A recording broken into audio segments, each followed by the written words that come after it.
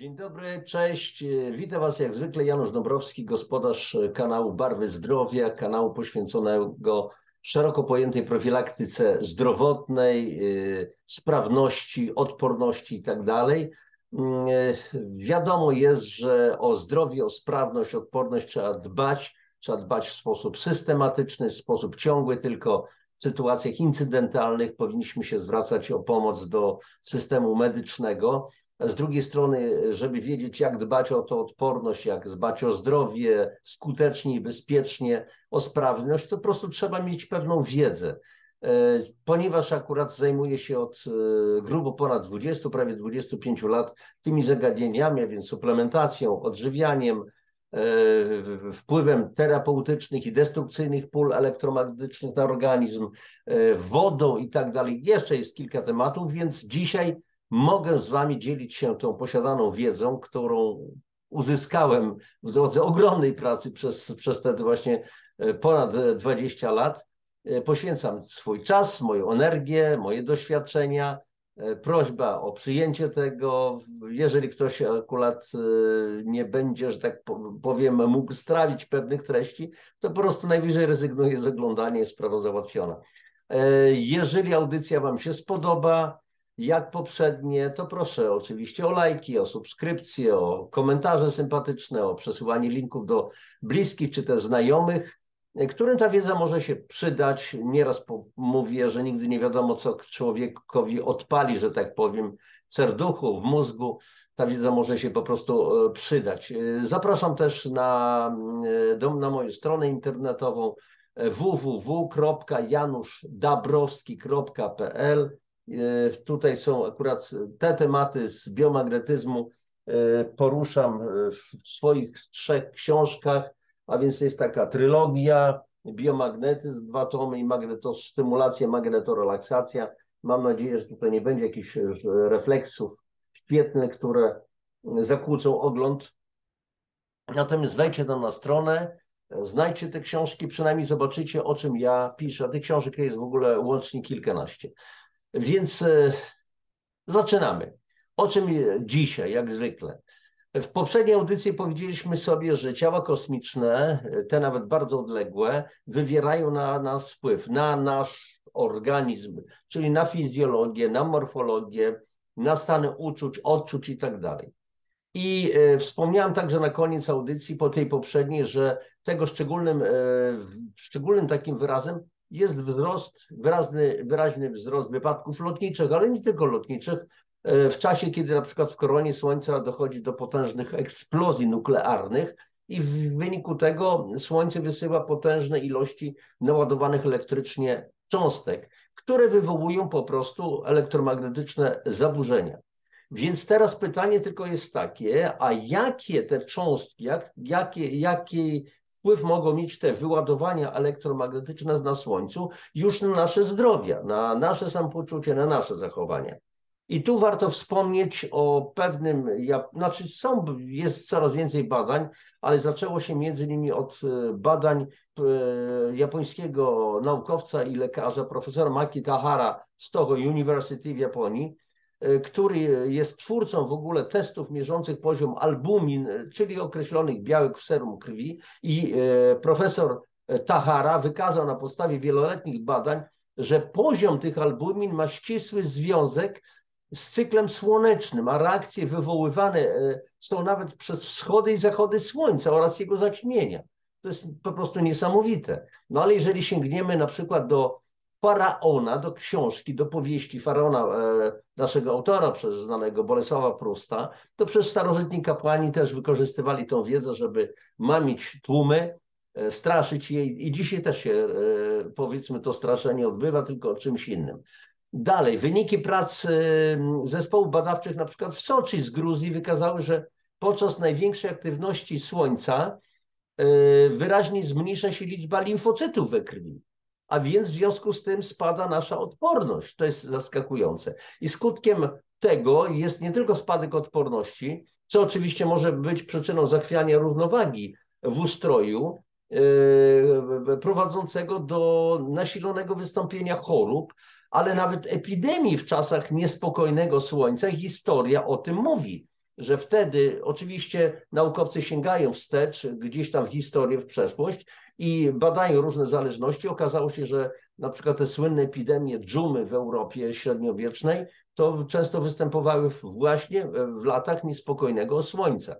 Słuchajcie, także kardiolodzy francuscy ustalili na podstawie licznych faktów, licznych danych, silny związek między na przykład niespokojnym słońcem a zawołami. Okazało się, że najbardziej niebezpiecznymi dniami są dni z nasiloną radiacją słoneczną, wywołującą zakłócenia w atmosferze ziemskiej. I teraz no, Słońce mamy dość daleko, ponad 150 milionów kilometrów od powierzchni Ziemi, ale mamy również naszego kosmicznego towarzysza w tej naszej kosmicznej podróży, czyli po prostu Księżyc. I okazuje się, że ten Księżyc, niezależnie od, słuchajcie, wyników dyskusji, czyli czy to jest ciało naturalne, czy to jest ciało skonstruowane przez kogoś, jakichś kosmitów i tak dalej, i umiejscowione w pobliżu Ziemi, ale ten Księżyc wywiera wpływ na całą dosłownie przyrodę i w tym oczywiście na nasze ludzkie organizmy, na fizjologię naszą w sposób dosłownie przekraczający absolutnie możliwości tego naszego rozumienia. Często nie rozumiemy, w jaki sposób ten Księżyc może to wywoływać, a jednak wywołuje. I teraz, jeżeli sięgniemy do historii, do jakiejś starożytności nawet, to okazuje się, że w wielu kulturach Księżyc symbolizuje kobiecość. I z jednej strony tajemniczą, mroczną, jak grecka bogini magii i czarów Hekatę, a z drugiej strony pełną piękna, namiętności, zdolności do szalonej miłości na wzór greckiej bogini Seleny, jednej z Tytanid. Jest to Selenę, no, uosobienie po prostu Księżyca. I Księżyc wyznacza, słuchajcie, również program naszego rozmnażania. I nie tylko naszego ludzkiego rozmnażania, ale wielkiej ilości stworzeń. Również, tak jak powiedziałam, ludzi, zapisując przede wszystkim w organizmach naszych pań, ale też ale również w ciałach mężczyzn, cykl rozrodu. I w starożytnym na przykład Babilonie wiedziano już, że kobieta jest płodna tylko w pewnej fazie księżyca, bo księżyc powstaje w cudzysłowie oczywiście w ciemności, stopniowo osiąga pełnię, później stopniowo maleje i zanika. I to jest bardzo podobne do powstawania jajeczka, kobiecego jajeczkowania, w ogóle tego całego procesu, czyli jajeczko pojawia się powoli dojrzewa, osiąga pełnię dojrzałości, czyli gotowość do zapłodnienia, a więc to też jest przedział kilku dni przecież w cyklu miesięcznym kobiety i później zanika. I zwrócił już na to uwagę wiele lat temu, kilkadziesiąt lat temu, czeski lekarz dr Jonas i opracował nawet swoją metodę, zwaną później metodą lunarną, bardzo dokładnego wyznaczania dni płodnych kobiety oraz daty narodzin dziecka na podstawie pozycji i faz księżyca. I ta metoda w ogóle pozwalała także na zaplanowanie płci dziecka, więc jeszcze raz powtarzam, metoda doktora Jonasa. Trzeba również powiedzieć o tym, że w czasie pełni księżyca wzrasta płodność kobiet. Przychodzi na świat co najmniej o 20% więcej dzieci z powodu po prostu wzmożonej cyrkulacji krwi. Pełnia sprawia też, że hormony seksualne szaleją i jeżeli chodzi o kobiety, ale także jeżeli chodzi o mężczyzn, wzrasta pożądanie, nawet naukowcy obliczają dziś około 30%. Z kolei tak zwany miesiąc synodyczny, czyli czas między kolejnymi nowiami księżyca, trwający 29 dni plus jeszcze 12 godzin, chyba jak dobrze pamiętam 44 minuty i 2,9 sekundy, tak czasami wbijają mi się takie po prostu liczby do głowy, więc odpowiada w przybliżeniu cyklowi miesięcznemu kobiety, czyli w granicach tych 26-28 dni, średnio 26, może 30. Dziewczyny, poprawcie mnie, no średnio 28 dni. I okazuje się także, że 2 razy więcej kobiet zaczyna miesiączkować w czasie pełni niż w innym okresie. Jeszcze raz powtarzam, słuchajcie, to nie są moje doświadczenia, ja jestem mężczyzną, więc kochane panie, kochane dziewczyny, poprawcie mnie ewentualnie, wy macie własne doświadczenia. Ale tutaj trzeba dodatkowo powiedzieć, że księżyc ma również wpływ na nasze nastroje, a zwłaszcza na nastroje przedstawicielek płci pięknej. Dlaczego? Dlatego, że w okresie pełni są one często, no taki jest, no nic się nie poradzi na fizjologię, są bardziej rozdrażnione, są bardziej agresywne, podatne na migreny, łatwiej wybuchają też łzami, a więc są bardziej takie podatne na różnego rodzaju emocje, ale też w tym czasie częściej niż zwykle tęsknią za czułością. I teraz chłopaki, mężczyźni, trzeba to rozumieć, trzeba rozumieć, że jesteśmy istotami nie tylko, jak ja to nieraz mówię, takimi czasami myślącymi, homo sapiens, homo erectus, czyli wyprostowany, niby myślący, rozumny, ale jesteśmy istotami pełnymi uczuć, jesteśmy istotami duchowymi, a więc jest ta triada słynna Maxwella, ciało, umysł, duch. I to trzeba wszystko uwzględniać i powinniśmy jedni drugim dawać dla siebie wszystko to, co jest najlepsze. Księżyc, słuchajcie, rządzi także przepływami energii w naszych ciałach w taki sam sposób, jak reguluje na przykład sprawę wód na Ziemi, a więc mam na myśli przepływy, odpływy. I teraz jeżeli księżyc ma wpływ na stan mórz, na stan oceanów, czyli powoduje te przepływy, odpływy, a my składamy się w 70-75 tak przeciętnie procentach z wody, to co, księżyc nie ma wpływu również na naszą wodę w naszym organizmie? I dodatkowo krew poprzez tą wodę oddziałuje przecież na hormony, na enzymy, na wszystkie, słuchajcie, substancje zawierające po prostu wodę. I w czasie poszczególnych faz księżyca nasilają się, zaobserwowano objawy, symptomy różnych chorób, na przykład epilepsji, gruźlicy, astmy, migreny, szczególnie migren właśnie, bezsenności, niewydolności nerek, czy różnych dolegliwości, słuchajcie, psychicznych. Od tego zależy również krzepliwość krwi. Okazuje się, że w czasie pełni krzepliwość jest najmniejsza i bardzo łatwo krwotoki, które wówczas trudno zatamować. Wzrasta również wrażliwość na ból i podatność na infekcje i wielu lekarzy, naprawdę mądrych lekarzy, którzy to rozumieją, którzy po prostu czytają, interesują się, ale oni już wiedzą z doświadczenia, uwzględnia to nawet przy planowaniu po prostu operacji. I teraz następna sprawa. Księżyc, wielu z Was na 100% wie o tym, zwłaszcza ci, którzy uprawiają ogródki swoje własne i wiedzą, co to jest kalendarz biodynamiczny, więc ci ludzie wiedzą, że księżyc ma również olbrzymi wpływ na rozwój roślin, bo coraz częściej się wykorzystuje właśnie w uprawie kalendarz ten biodynamiczny, o którym wspomniałem, uwzględniający fazy księżyca. I teraz spróbujemy to spiąć jakoś klamrą. I teraz pytanie jest tylko takie, czy tylko te dwa ciała kosmiczne, czyli najbliższy nam księżyc i gwiazda najbliższa nam, czyli nasze Słońce, nasze ukochane Słońce, które ma kiedyś wygasnąć, ale to spokojnie, nas to jeszcze ten kataklizm nie spotka, czy mają, tylko te dwa ciała mają na nas wpływ. Pytanie, czy inne naturalne obiekty kosmiczne, czy ich promieniowanie energetyczne mogą na przykład mieć wpływ na zachowania seksualne partnerów, ich nastrój, stan witalności, także na jakość poczęcia. Jeżeli ktoś powie, że to jest bzdurne, to teraz wracam do doktora Jonasa, który opracował ten swój cykl lunarny związany z rozrodem. I teraz pytanie następne. Czy można mówić o wpływie planet, gwiazd na organizm dziecka w momencie jego również narodzin, a nawet jego potencjalne możliwości później w życiu?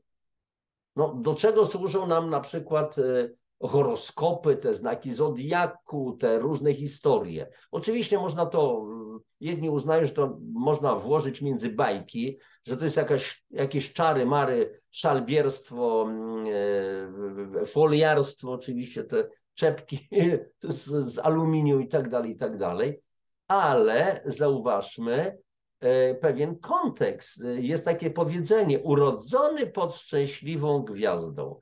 I to określenie nabiera w tym momencie wyjątkowo specyficznego znaczenia. I tu pozwolę sobie znowu zacytować, jak często cytuję, z mojej książki, pierwszy tom biomagnetyzmu, cytat z profesora Jerzego Prokopiuka, bardzo znana postać. To nie gwiazdy wpływają na losy człowieka, ale konfiguracje planetarne transformujące energię kosmosu, a może coś jeszcze innego, o czym wciąż mało wiemy. O, przepraszam, tu popełniłem błąd. To jeszcze nie był profesor Jerzy Prokopiuk, tylko profesor Leszek Weres, już nieżyjący niestety. Cudowna, wspaniała postać. I teraz dopiero będzie cytat z profesora Jerzego Prokopiuka. To nie gwiazdy wyznaczają los człowieka i nie one sterują ludzkimi poczynaniami. Ich obecność uzmysławia nam jedynie to, że jesteśmy dziećmi wszechświata. Podlegamy prawom przyrody, w tym również mało jeszcze zbadanym wpływom kosmosu. I teraz, jeżeli uwzględnimy, kochani, że na nasze ciała oddziałują również inne ciała, na przykład przez dotyk, przez słowa, poprzez obrazy, to dlaczego nie miałby kosmos na nas oddziaływać? I teraz wyobraźmy sobie, że wieczorem czy w nocy wychodzicie, widzicie to rozgwieżdżone, cudowne niebo, przyglądamy się, o czym ja mówiłem w poprzedniej audycji, przyglądamy się temu z zachwytem, zastanawiamy się, jak to wszystko funkcjonuje i budzą się jakieś dziwne uczucia w nas. Uczucia, a więc jesteśmy przecież istotami uczuciowymi. A teraz, jak te uczucia z kolei wpływają na naszą fizjologię, na funkcjonowanie organizmu? Przecież nawet, słuchajcie, powiew wiatru, szum morza ma na nas wpływ. Wszystko ma na nas wpływ. Problemem jest tylko, łatwo powiedzieć tylko, że dostrzeżenie tych sygnalizowanych nam subtelnych zdarzeń. I tutaj, słuchajcie, znowu cytat, szczególna postać, człowiek, który już nie żyjący, ale wywarł na mnie ogromny wpływ, profesor Włodzimierz Sedlak, ksiądz profesor Włodzimierz Sedlak. Cytat. Zmysły są tylko szczególnym przypadkiem odbioru przystosowanym do wąskiej skali informacyjnej. Organizm nie chciał świadomie odbierać całej gamy możliwości. Najlepiej widać to na zawężeniu recepcji światła między fioletem i czerwienią. To tak przy okazji, więc widzimy, my ludzie widzimy, obserwujemy kolory, czyli falę elektromagnetyczną, świetlną w granicach światła czerwonego i fioletu. Nadfioletu już nie widzimy. Fiolet jest zabójczy dla wielu organizmów, bakterie tłuczemy nad fioletem i nie widzimy podczerwieni, ale podczerwień na nas działa, bo to jest ciepło. I dalej. A więc najlepiej widać to na zawężeniu recepcji światła między fioletem a czerwienią, czy fali akustycznej między 16 a 20 tysiącami drgań na sekundę, bo to jest pasmo słyszalności, odbioru przez nasze zmysły, naszego oddziaływania akustycznego, czyli uszy.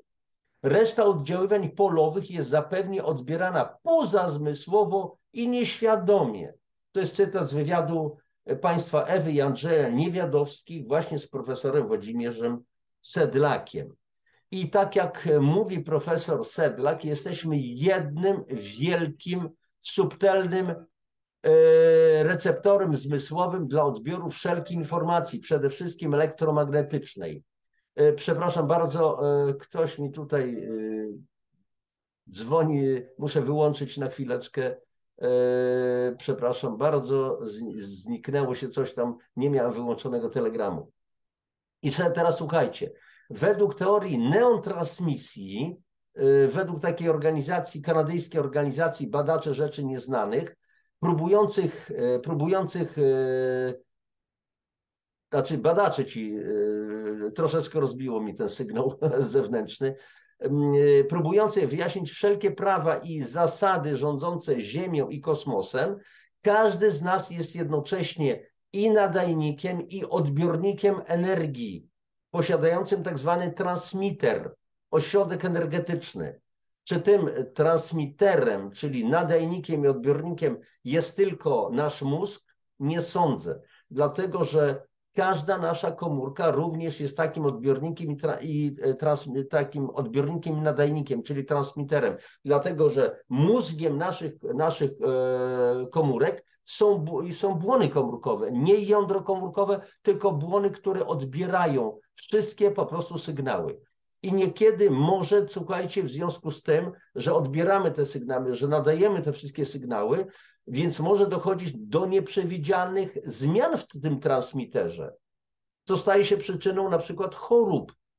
A więc najpierw o podłożu psychicznym, czy też duchowym, a później somatycznym, cielesnym, bo nie składamy się my, ludzie, tylko z ciała fizycznego. Są inne ciała subtelne, eteryczne, inne i tak dalej, mentalne ciała i tak dalej.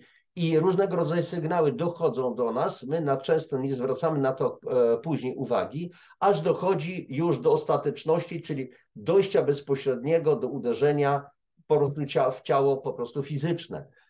Więc słuchajcie, pamiętajmy, że światło gwiazd, czyli typowe spektrum elektromagnetyczne, niesie zakodowane w tych pasmach informacje, jakie nie wiemy.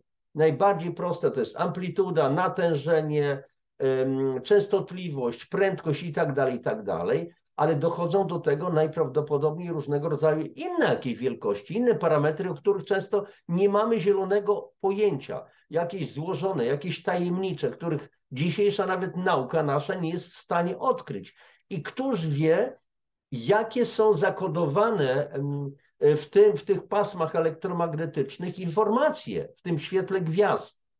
Wszystkie te parametry tworzą wiązki po prostu, tworzą potężne zgrupowanie, potężne pola świadomości elektromagnetycznej, transmitując energię w postaci właśnie tych ścieżek danych. To wszystko do nas, kochani, dociera.